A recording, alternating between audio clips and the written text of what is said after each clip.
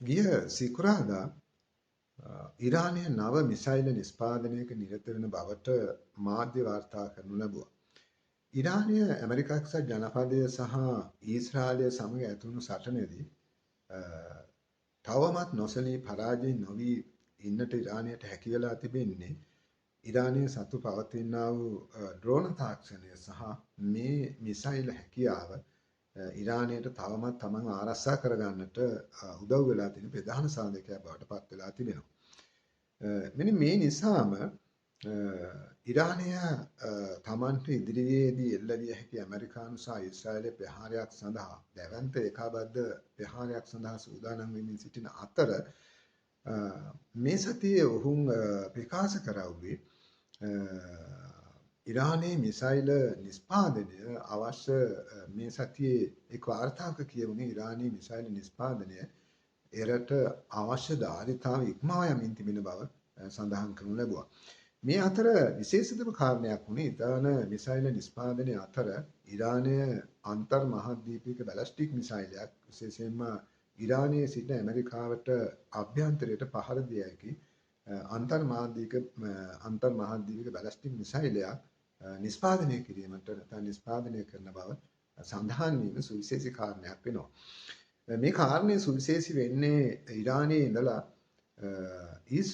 America එක්සත් ජනපදයට ප්‍රහාර එල්ල කිරීම සඳහා කිලෝමීටර් 15000ක් තරම් දුර පරාසයක් සහිත මිසයිලයක් නිෂ්පාදනය කිරීමට ඉරානය සමත් වීම ඇමරිකා එක්සත් ජනපදයට ප්‍රබල අභියෝගයක් වීම මීට ප්‍රධාන හේතු වෙනවා.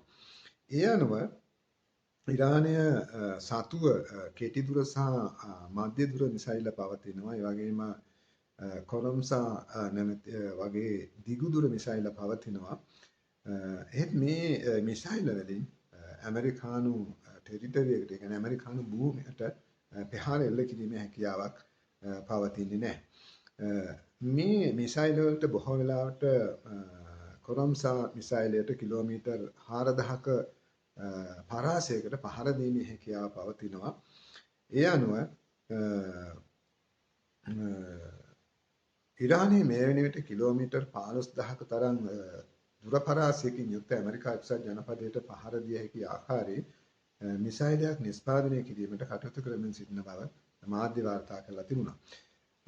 මේ පුවත් විශේෂයෙන්ම අරාබි මාධ්‍ය වාර්තා කරලා තිබුණේ ඉරානයේ ඉරානයේ නායකයා මොස්තබා ඛමේනිගේ නියෝජිතයෙකු වෙන අබ්දුල් නබි මවුසාවි ෆාඩ් සිකුරාදා ගෙවි සිකුරාදා මේ බව ප්‍රකාශ කළ බව අරාබි මාධ්‍ය වාර්තා කරලා තිබුණා. මේ ප්‍රකාශය සරල ප්‍රකාශයක් හැටියට සලකන්න බෑ. ඉරානය මේ වන විට යුද්ධයට පෙර පැවති තත්ත්වය හා සමානුපාතිකව ආයුධ අතින් සන්නද්ධ වෙමින් පවතින බව ඊශ්‍රායලයේ සහ ඇමරිකානු බුද්ධ්‍යංශයෙන් සින්ද වාර්තා කරලා තිබෙනවා. ඒ අනුව ඇමරිකාවට පහර දීම සඳහා ඉරානයේ සිට කිලෝමීටර් 15000ක දුර පරාසයකින් යුක්ත මිසයිලයක් අවශ්‍ය බව යුද විශ්ලේෂකයන් නැත්නම් විශේෂඥයන් ප්‍රකාශ කරනු ලබනවා. කිලෝමීටර් 15000ක පරාසයකින් යුක්ත බැලිස්ටික් මිසයිලයක් මගින් අන්තර්මහද්වීපික බැලිස්ටික් මිසයිලයක් මගින් ලෝකයේ ඕනෑම තැනකට පහර දෙන්න පුළුවන් බවත් යුද විශේෂඥයන් ප්‍රකාශ කරනවා. මෙවැනි මිසයිල දැනට ඇමරිකා එක්සත් ජනපදය, උතුරු කොරියාව, චීනය සහ රුසියාව වැනි රටවල් සතුව මෙවැනි කිලෝමීටර් 15000ක දුර ප්‍රමාණයක පරාසයකට ප්‍රහාර එල්ල කරන්න පුළුවන් මිසයිල පවතිනවා. ඇතැම් විශේෂඥයන් ප්‍රකාශ කරන්නේ ඉරානයේ සිට ඇමරිකානු භූමියට ප්‍රහාර එල්ල කිරීම සඳහා කිලෝමීටර් 10ක පරාසයකින් යුක්ත මිසයිලය ප්‍රමාණවත් වෙන බව සඳහන් වෙනවා. කොහොම වුණත් ඉරානයට මේ අන්තර් මහද්වීපික බැලිස්ටික් මිසයිලයක් විශේෂයෙන්ම කිලෝමීටර් 15000ක් ගමන් කරන්න පුළුවන් මිසයිලයක් නිෂ්පාදනය කිරීම අතිශය සංකීර්ණ කාර්යයක් වෙන්න පුළුවන් බව විශේෂඥයන් ප්‍රකාශ කරනු ලබනවා. ඔහුගේ පළවෙනි අන්තර්මාධ්‍යමික බැලිස්ටික් මිසයිලයට ඉරානයේ ගමන් කරන්න පුළුවන්නේ කිලෝමීටර් 4000 කිලෝමීටර් 5500ක දුර පරාසයක් පමණක් ගමන් කරන්න පුළුවන් වෙනවා.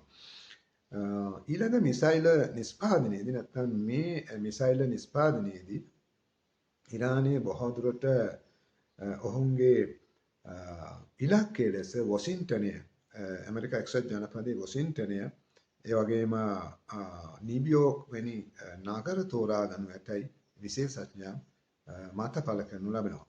ඒ අනුව ඉරානයේ විශේෂයෙන්ම විශේෂඥයන් ප්‍රකාශ කරන ආකාරයට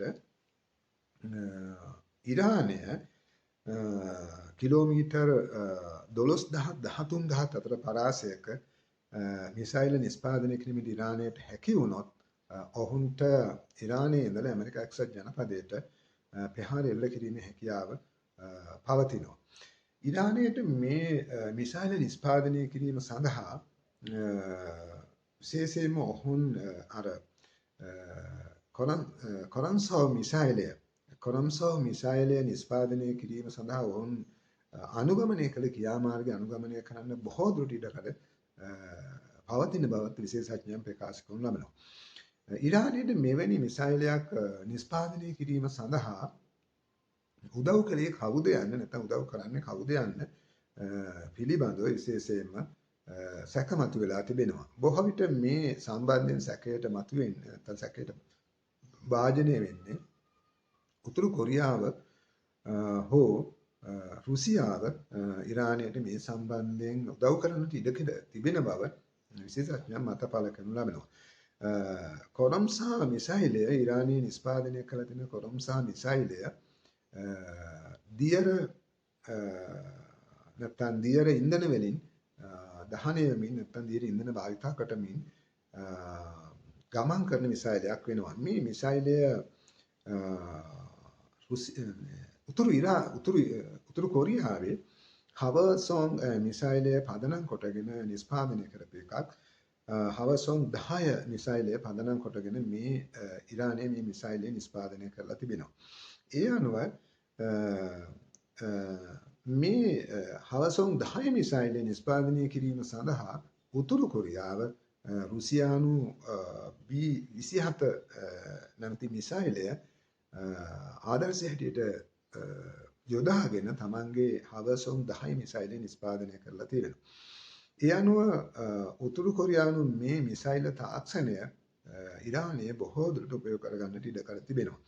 ඊට අමතරව උතුරු කොරියාව මෑතකදී නව මිසයිල 3ක් හතදා බලනු ලැබුවා.